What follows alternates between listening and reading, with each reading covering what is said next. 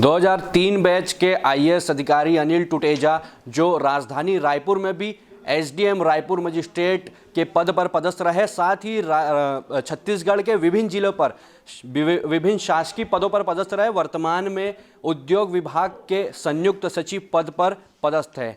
उनके विरुद्ध जगत विजन मैगजीन द्वारा झूठी एवं भ्रामक खबर छापकर उन्हें सोशल मीडिया के माध्यम से बदनाम किया जा रहा है, जिसको लेकर के ठाकुर आनंद मोहन सिंह द्वारा आज जगत विजन के एडिटर सहित छत्तीसगढ़ ब्यूरो को एक लीगल नोटिस जारी किया गया है। यह किस प्रकार की नोटिस है, किस प्रकार के अनिल टुटेजा की मान को हानि बताया गया है? ये एक पत्रिका है जगत विजन, और इस पत्रिका की एडिटर हैं विजया पाठक, और इसके छत्तीसगढ़ ब्यूरो चीफ हैं मणिशंकर।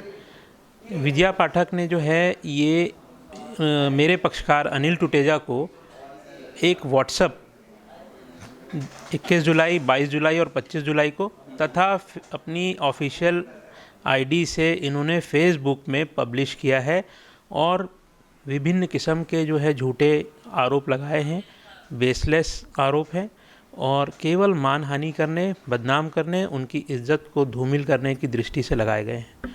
किस प्रकार के आरोप इसमें लगाए गए हैं? कमीशन खोरी के साथ साथ नक्सलवाद को छत्तीसगढ़ में बढ़ावा देने जैसे भी आरोप इन पर लगाए गए हैं। इसे आप किस तरीके से बेबुनियाद साबित करेंगे? ये सारे आरोप जो है झूठे हैं और बेबुनियादी हैं, साथ ही हास्यास्पद भी हैं। ऐसे आरोप लगाए गए हैं कि इन्होंने नक्सलवाद जगहों पर चावल को, धान को ना भेजकर जो है सरकार के विरुद्ध लोगों को खड़ा किया है और नक्सलियों के फेवर में और उनको बढ़ावा देने का काम किया है।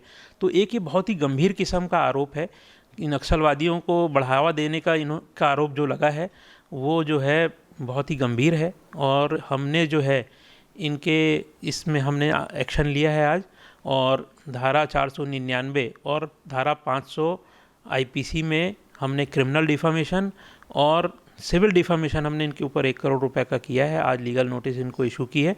24 घंटे का हमने इनको समय दिया है अपने इस बेसलेस आरोप को वापस लेने के लिए। कितने की मानहानि इसमें की गई है?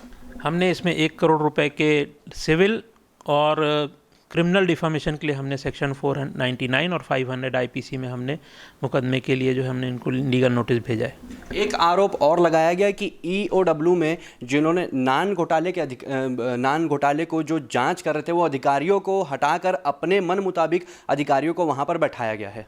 ये बहुत ही हास्यास्पद और बेसलेस आरोप है, क्योंकि नान घोटाले का जो मामला है वो ऑलरेडी न्यायालय में लंबित है।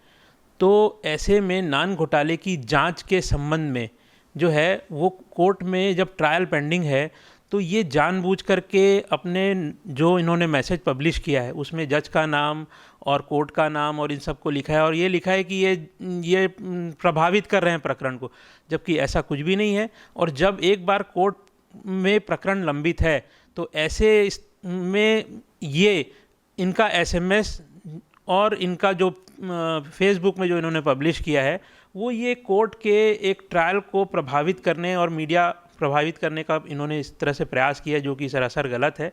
और मेरे पक्षकार अनिल टुटेजा जो है वो न्यायिक प्रणाली पर पूर्ण भरोसा रखते हुए जो है अपनी प्रतिरक्षा कर रहे हैं। उनके विरुद्ध जो लगाया गया मामला जो है चल रहा है वो पूर्णतः झूठा है, और जब ऐसा मामला ऑलरेडी न्यायालय में लंबित है तो उसमें जो है इनमें पदस्थ अधिकारियों का कोई इन्वॉल्वमेंट नहीं है।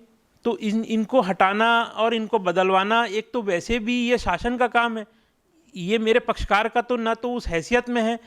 तो ये बेसलेस आरोप है और ये जानबूझ के इसलिए लगाया गया ताकि ये जो है न्यायालय के प्रकरण में जो है वो इनको उसको प्रभावित कर सके झूठे रूप से। 2017 के अंक में जगत विजन ने लिखा था कि आपके क्लाइंट पूरी तरीके से ईमानदार है, निष्ठापूर्वक शासन के लिए कार्य करते हैं। 2020 के अंक में उन्होंने लिखा है कि आपके क्लाइंट कमीशन खोर है, नक्सलवाद को बढ़ावा देते हैं। इसको किस नज़र से आप देखते हैं? एक ही मैगजीन के 2 अलग अलग अंकों पर एक जगह जहां पर आपके क्लाइंट को ईमानदार बताया गया है, वहीं दूसरी तरफ आपके ही क्लाइंट को कमीशन खोर सहित छत्तीसगढ़ में नक्सलवाद को बढ़ावा देने की बात कही गई है।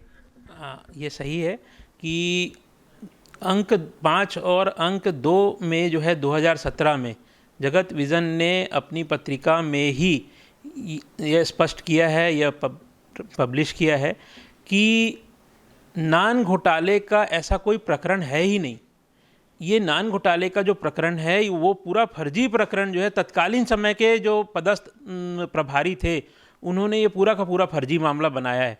और इस तरह से जो है मेरे पक्षकार जो हैं वो सद्भाविक प्रतीत होते हैं उनके उस अंक में, और आज जो है वो आज ऐसा बेसलेस आरोप लगा रही हैं, तो ऐसा प्रतीत होता है इनके पीछे कोई और है जो इस तरह की बातों को इनके माध्यम से लिखवाने का प्रयास कर रहा है, और इस तरह से जो है ये सारे आरोप जो झूठे हैं और बेसलेस है। तो ये थे हमारे साथ अधिवक्ता ठाकुर आनंद मोहन सिंह, जिन्होंने जगत विजन न्यूज़ के एडिटर जो भोपाल पर है और छत्तीसगढ़ ब्यूरो हेड मणिशंकर पांडे को लीगल नोटिस जारी करके उनके क्लाइंट आईएएस अनिल टुटेजा की मानहानि का आरोप लगाया है। अब देखना यहाँ होगा कि जगत विजन की ओर से इस पूरे नोटिस का क्या जवाब आता है।